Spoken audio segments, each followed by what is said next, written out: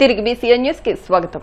విశాఖ సాగర తీరంలో బెంగాలీ సంస్కృతి దసరా ఉత్సవాలకు సరికొత్త శోభను తీసుకొచ్చింది. దసరా ఉత్సవాల సందర్భంగా గత కొన్నేళ్లుగా విశాఖ వేదికగా ఉస్తాద్ కల్చరల్ అసోసియేషన్ అత్యంత ఘనంగా ఉత్సవాలను నిర్వహించడం ఆనవాయితీగా వస్తోంది. ఈ ఏడాది కూడా ఉత్సవాల్లో భాగంగా అసోసియేషన్ సభ్యులు సాంప్రదాయ నృత్యాలతో సందడి చేసి అమ్మవారిని స్మరించుకున్నారు. తెలుగునాట బెంగాలీ సాంప్రదాయాలను పరిచయం చేస్తూ నగరంలో ఆమ్కోసాలో ప్రత్యేకంగా దుర్గాదేవి అమ్మవారి విగ్రహాన్ని ఏర్పాటు చేసి వేడుకలను వైభవంగా జరుపుకున్నారు. ఉత్సవాల సందర్భంగా పలు ఆధ్యాత్మిక కార్యక్రమాలు నిర్వహించారు.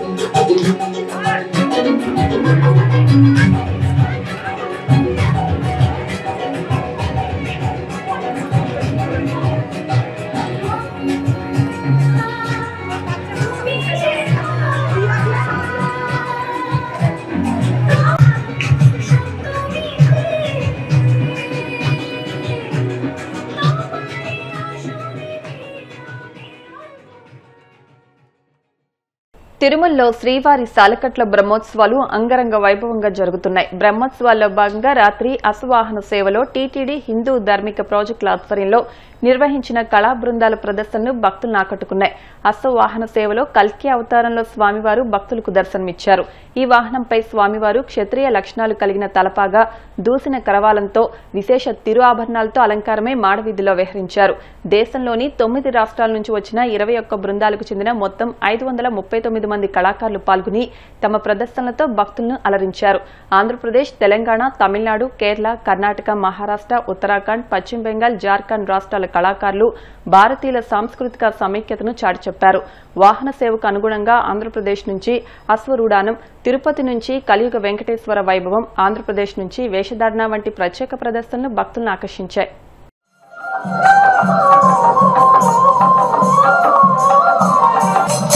కల్పినం త్వరగారుడైనటువంటి కల్కి స్వరూపుడిగా భావన చేస్తూ ఒక విధంగా చెప్పాలంటే అశ్వమేధ యాగ ఫలాన్ని అందుకునేంతటి భాగ్యాన్ని మనకి నేతా సహిత ఆదిని మధ్యకాలమని అలా మనం పెద్ద శేష వాహనం, గరుడ వాహనం, చివరిలో వచ్చినటువంటి ఈ దివ్య మనం ఆధారభూతమైనటువంటి శ్రవణత్వగాది ప్రాణాన్నము కనుక ఎప్పుడు కూడా హరిషత్ వర్గములనేటువంటి హరి పురుషాయ తుభ్యం సకల లోకినం ఏ దేవు తుదమను నెరుగక నేడును శృతి మార్గములు బహుగతుల తిరుగు అట్టి ఆదిదేవు అమృతైను లక్ష్మీ కపోల ముద్రమిత ముఖార్థైనటువంటి ఆ శ్రీనివాస ప్రభువుని ఆశ్రయించే మనకు ఏల కలగ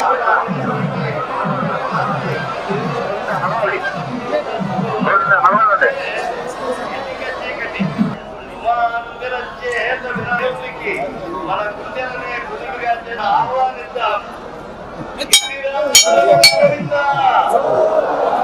బాగా చేతులు చెప్పాలి గోవిందా,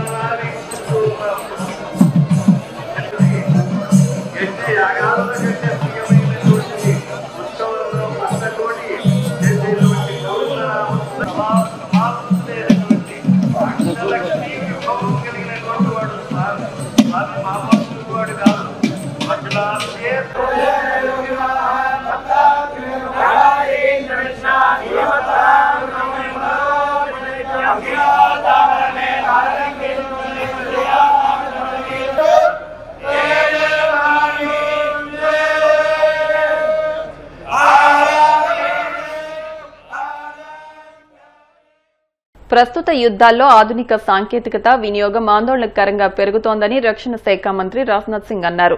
డిఫెన్స్ అకౌంట్స్ డిపార్ట్మెంట్ 278వ ఆవిర్భావ దినోత్సవంలో ఆయన ప్రసంగిస్తూ భారత రక్షణ రంగంలో పరిశోధన అభివృద్ధిని బలోపేతం చేయడానికి ఒక వినూత్నమైన పర్యావరణ వ్యవస్థను రూపొందించనున్నట్లు వెల్లడించారు. యుద్ధాల్లో ఆధునిక సాంకేతికత వినియోగం పెరగడంపై ఆందోళన వ్యక్తం చేశారు. అత్యాధునిక సాంకేతికతలు సంవత్సరాల తరబడి పరిశోధన మరియు అభివృద్ధి ఫలితంగా రూపొందించబడినవని ఆయన పేర్కొన్నారు. మనం కూడా ఈ సాంకేతికతను అందిపుచ్చుకోవాల్సిన అవసరం ఉందని ఆయన అన్నారు. మన చుట్టూ ఉన్న పరిస్థితులు మారుతున్నాయని, దేశ భద్రతా అవసరాలు కూడా పెరుగుతున్నాయని ఆయన తెలిపారు. आज का जो यह दिन है, ये इस विभाग के स्थापना दिवस होने के कारण मैं मानता हूं कि छोटा दिन नहीं है बल्कि बड़ा दिन है। और यह दिन हमें इस बात के लिए इंस्पायर करता है कि हम अतीत के अपने कार्यों का आकलन करें और भविष्य के लिए कुछ योजनाएं भी बनाएं। जैसा कि हम सब जानते हैं, डिफेंस अकाउंट डिपार्टमेंट हमारी आर्म फोर्सेस और एलाइड ऑर्गेनाइजेशंस के फाइनेंशियल मैनेजमेंट में बहुत ही महत्वपूर्ण भूमिका निभाता है और डिपार्टमेंट द्वारा प्रदान की गई फाइनेंशियल एडवाइस और आपके द्वारा किया गया ऑडिट, अकाउंटिंग और बजट मैनेजमेंट एक तरफ तो डिफेंस सर्विसेज की फाइनेंशियल हेल्थ को इंश्योर करती है, तो वहीं दूसरी तरफ आप लोग ऑपरेशनल रेडीनेस को भी इंश्योर करते हैं। जाहिर सी बात है, सारी चीजें करते हुए इफिशियंसी और ट्रांसपेरेंसी बनाए रखना भी ये बहुत ही आवश्यक होता है। और इफिशियंसी और ट्रांसपेरेंसी के लिए इंफॉर्मेशन टेक्नोलॉजी एक बड़ी एनेबलर की भूमिका निभा सकती है। साथियों, डिफेंस अकाउंट डिपार्टमेंट ने इंफॉर्मेशन टेक्नोलॉजी जैसी मॉडर्न अप्रोच को अपनाने में हमेशा ही अपनी तरफ से तत्परता दिखाई है।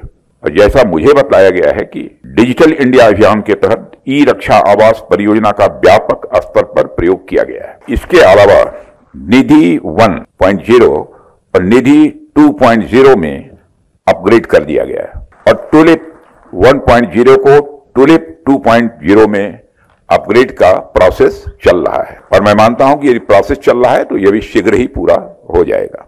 विभाग द्वारा ज्ञान साथी नामक एक आर्टिफिशियल इंटेलिजेंट चैटबॉट भी इन हाउस ही डेवलप किया गया है जिससे डॉक्यूमेंट्स की सटीक जानकारी मिलेगी और आपके डीजी ने भी अभी अपने संबोधन में भी बतलाया है।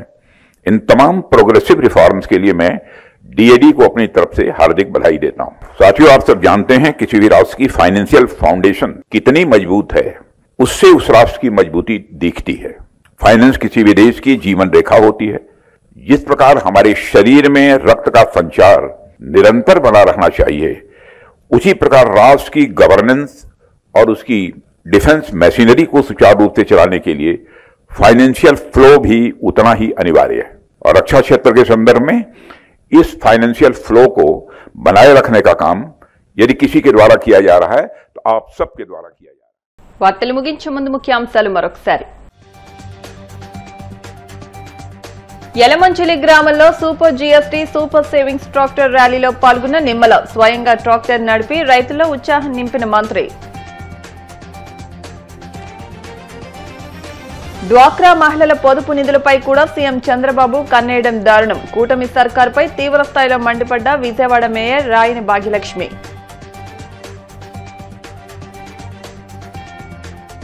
తిరుమలలో వైభవంగా శ్రీవారి సాలకట్ల బ్రహ్మోత్సవాలు. అశ్వవాహనంపై తిరుమాడ వీధుల్లో విహరించిన మలయప్ప స్వామి.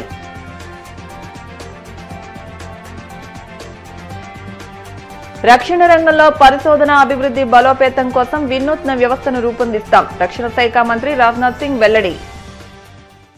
ఈ వార్తలు ఇంతటితో సమాప్తం. మరిన్ని వార్తల కోసం BCN digital YouTube channel, Facebook page ను ఫాలో అవ్వండి. అప్డేట్ వార్తల కోసం ప్లీజ్ సబ్స్క్రైబ్.